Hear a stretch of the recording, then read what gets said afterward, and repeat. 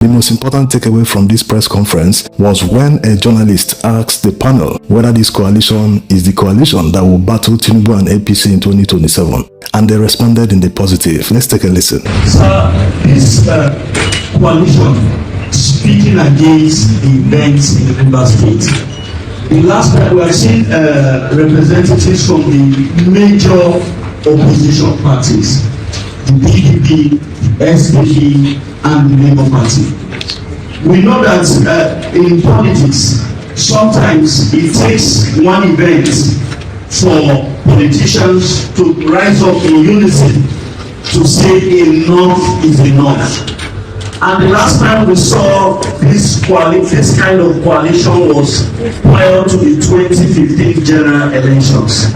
Sir, are we seeing this united front go ahead into the 2027 general election, thus assuming is the best of the major opposition against the APC? Thank you. Yes, sir.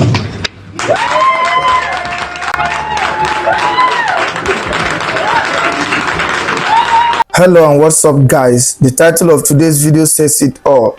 Rufai, Peter Obi, Atiku unite. Mega coalition declared to Oust Tinubu in 2027 shakes bad scam.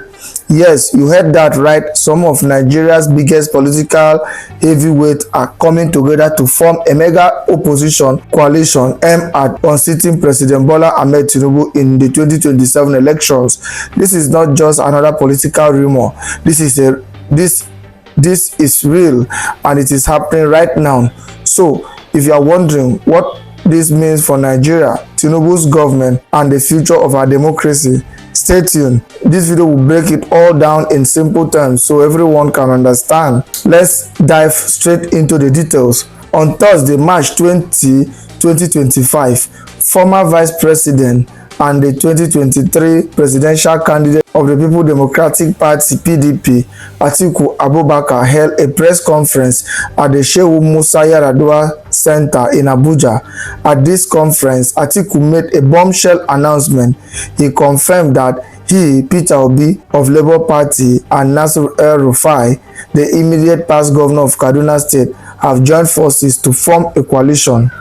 Their goal: to defeat President Bola Ahmed Tinubu and the ruling All Progressive Congress (APC) in the 2027 election. Atiku didn't beat around the bush. When asked if this coalition will be the main opposition force against the APC in 2027, he simply said yes. This is huge, Nigerians. For years, the opposition has been divided, but now it seems they are putting their differences aside to fight a common enemy, Tinubu's government. Now, you might be wondering, why is this coalition such a big deal? Well, let me break it down for you. First, this isn't just about Atiku, Peter Obi, El-Rufai. Sources say other big names are involved, including former Attorney General of the Federation, Abubakar Malami, and even Pastor Tunde Bakare, who contested against Tinubu in the APC primaries. What's more, there are talks that this coalition might use the Social Democratic Party (SDP) as their main platform for the 2027 elections. This comes after El-Rufai recently defected from the APC to SDP. But it is not just about political parties. This coalition is also addressing a major issue: President Tinubu's declaration of a state of emergency in Rivers State. Atiku and his team have strongly condemned this move, calling it unconstitutional and a brazen assault on democracy. They have urged the National Assembly and all Nigerians to resist it. Let's talk about the Rivers State issue because it is at the heart of this coalition's formation. On March 18, 2025, President Tinubu declared a state of emergency in Rivers State and suspended the democratically elected governor, deputy governor, and State House of Assembly.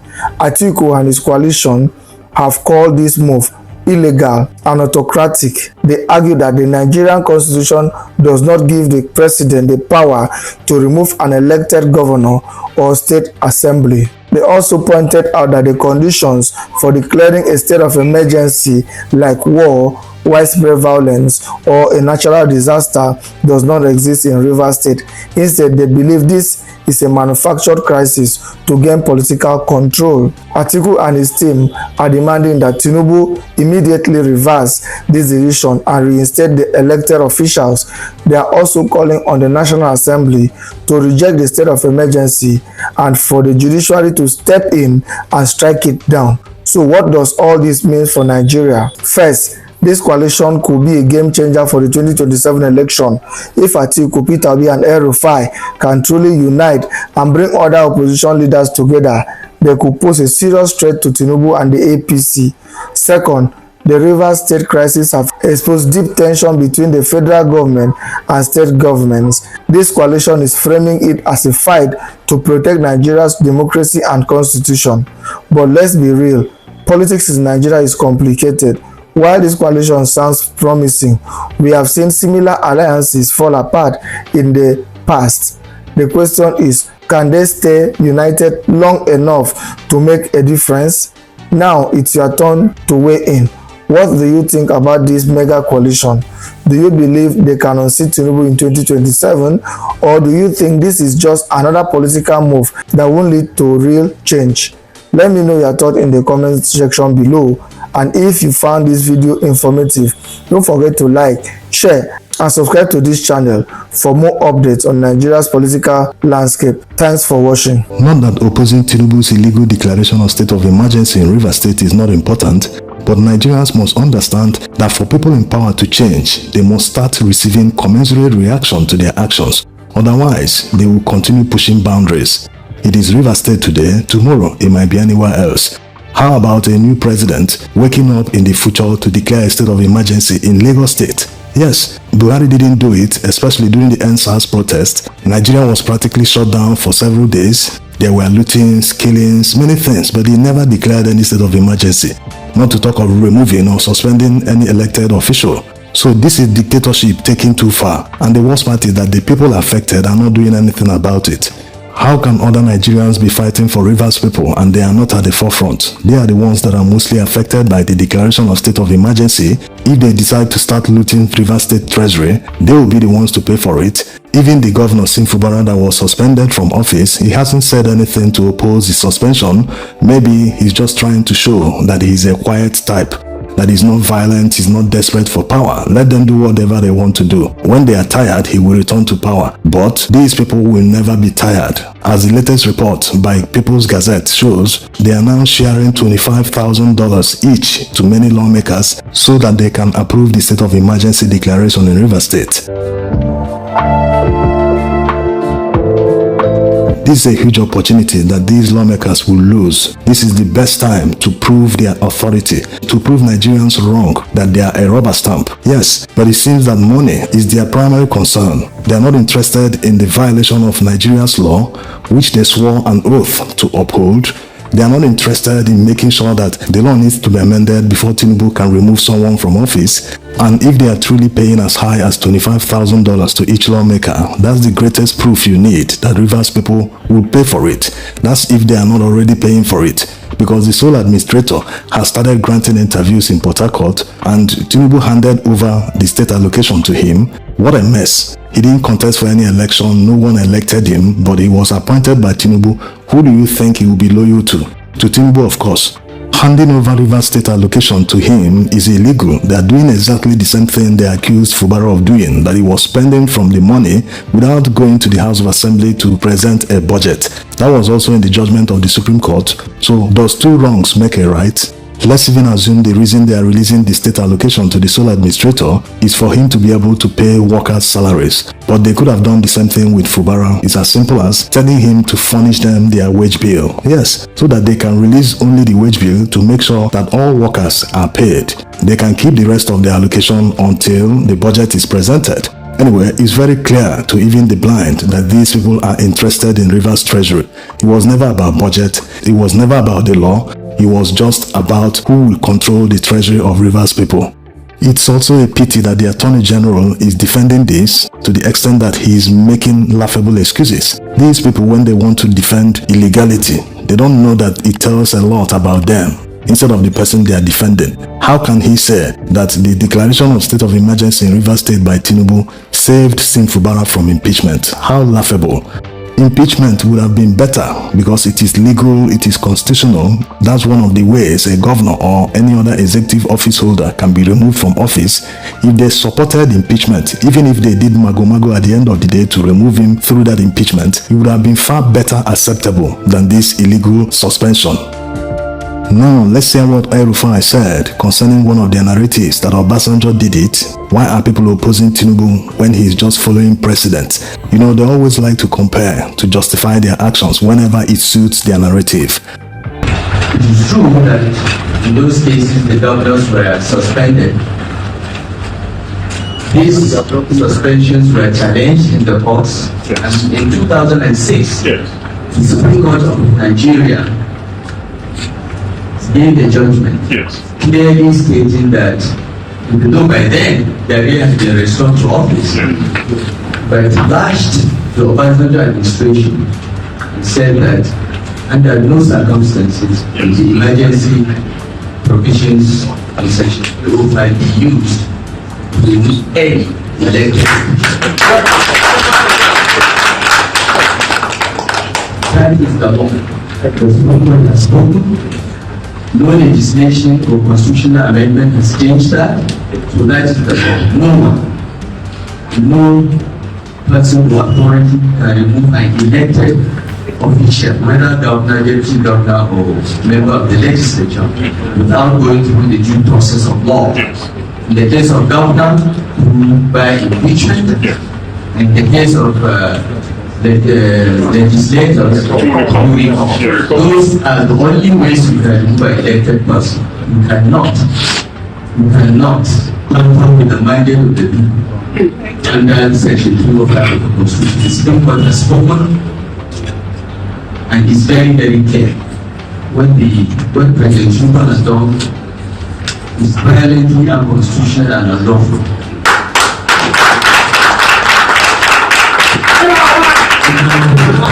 Our hope that the National Assembly will for once be this National Assembly, the everyone accuses of being overstaffed, will at least for one stand with the people of Nigeria. Before this press conference began, they announced names of politicians that are part of this coalition, who for one reason or the other couldn't attend the press conference. People like former Ekiti State Governor Kayode Fayemi, former Rivers State Governor Rotimi Amechi, former National Chairman of APC Abdullahi, and many others. They didn't mention Rabiu Kwankwaso's name, by the way. Maybe they didn't inform him, or he's not part of the coalition. Anyway, what is clear is that Rufai is bringing the entire CPC into this coalition. Remember, CPC was part of the parties that formed APC. Buhari used to be their leader, but now that he's no longer in power, he can't attain any higher political office. It seems that Rufai wants to inherit the CPC. There's been rumors that many former ministers under Buhari's administration are either in the process of decamping to SDP or they have decamped already. This is a welcome development and will definitely shake up Nigeria's political space. Tinubu and APC have had a free reign the past few years. No one is actually opposing them directly. People just grant interviews on TV stations or maybe online. No one sits in a press conference to address the press like they normally do. So this is a welcome development.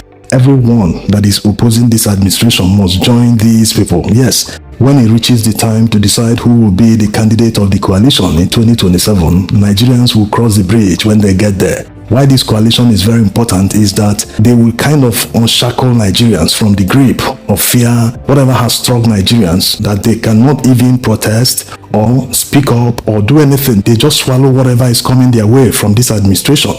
So imagine what will happen when they call for a protest and they are at the forefront. These caliber of politicians are leading a protest. They will motivate Nigerians to troop out in massive numbers to protest alongside them. This was exactly what APC did in their formation years. Yes, they mobilized the people. They unshackled that fear in them to protest. And people once again came alive and started protesting and started demanding for good governance. If you don't resist this administration, they will do worse.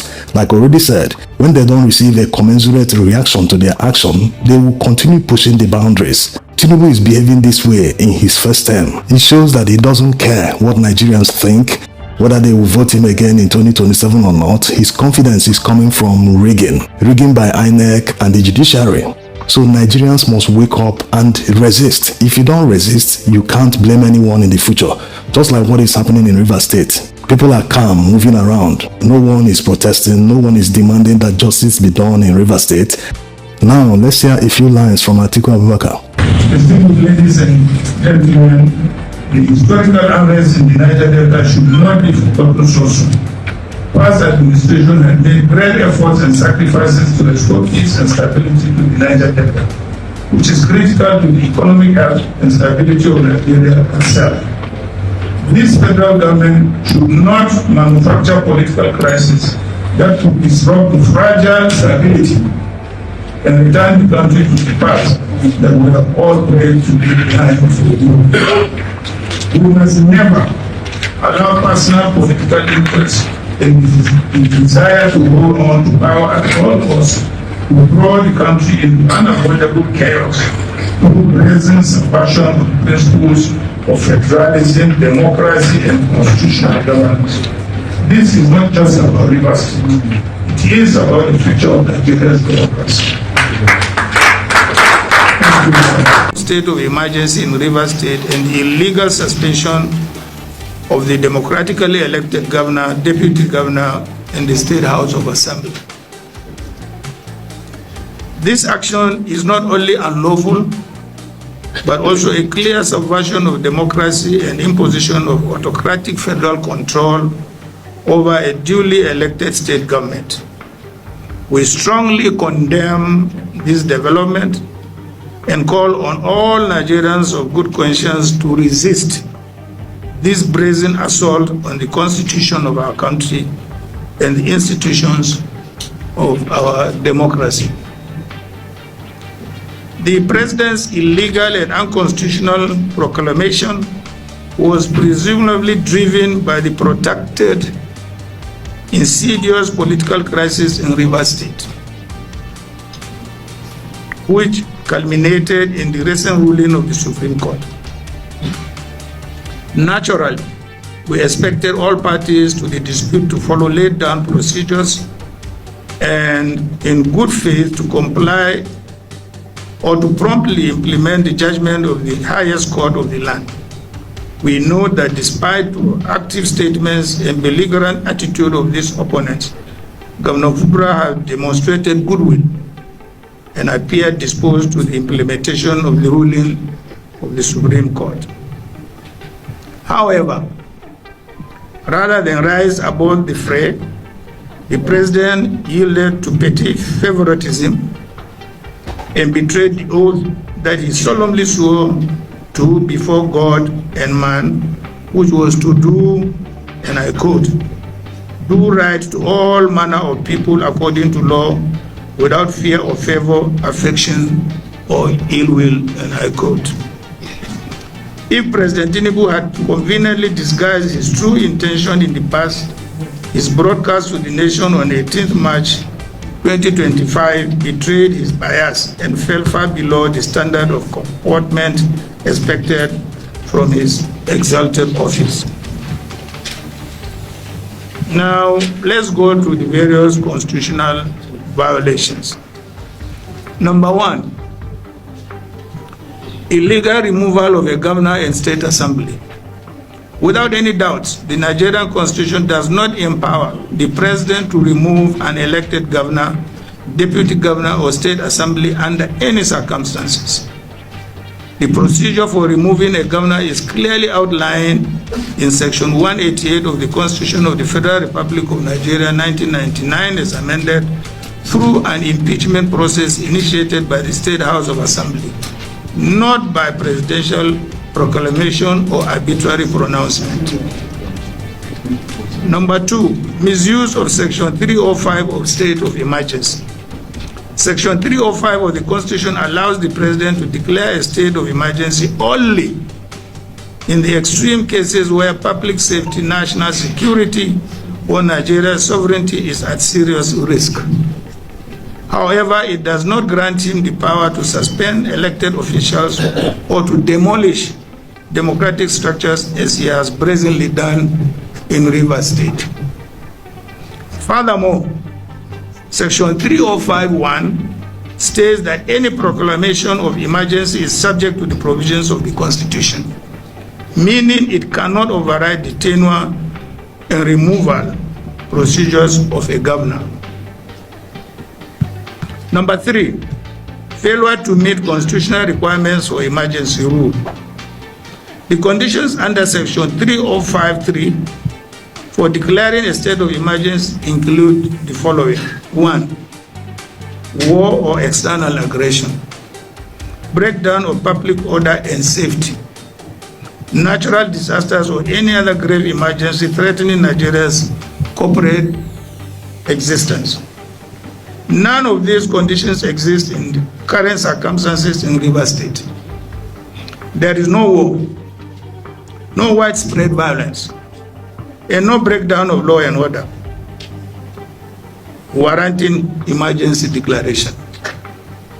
Failure to follow due process. Even if an emergency declaration were valid, which it is not, it will still require a 2/3 majority approval of all members of the National Assembly. That is at least 72 senators and 240 members of the House of Representatives. If this approval is not secured, the proclamation must automatically cease to have effect. Number 5, alternative legal avenues were ignored. If the issue was the dysfunction of the Rivers State House of Assembly, the President could have encouraged the National Assembly to intervene under Section 11 of the Constitution. However, even under such an intervention, the governor and deputy governor cannot be removed by any arm of government except through constitutional means, as the proviso to Section 11(4) clearly provides. A manufactured crisis for political control. This state of emergency declaration is not about security. It is about power grabbing and control in Rivers State. The disagreements within Rivers State stem from the defection of 27 assembly members from the PDP to the APC, their loss of seats under constitutional provisions, and the subsequent political maneuvering to undermine the governor's mandate. Rather than allowing the law to take its course, the federal government has engineered a crisis to justify this obviously premeditated and brazenly cynical and unconstitutional action.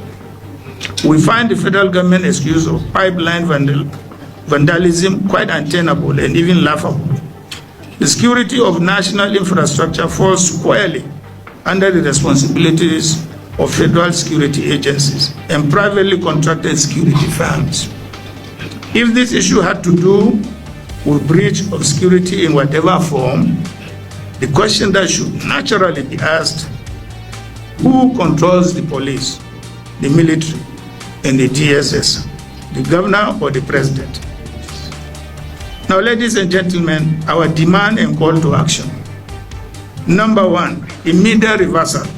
We call on President Bola Ahmed Tinubu to immediately revoke this unconstitutional proclamation and reinstate the elected governor, deputy governor, and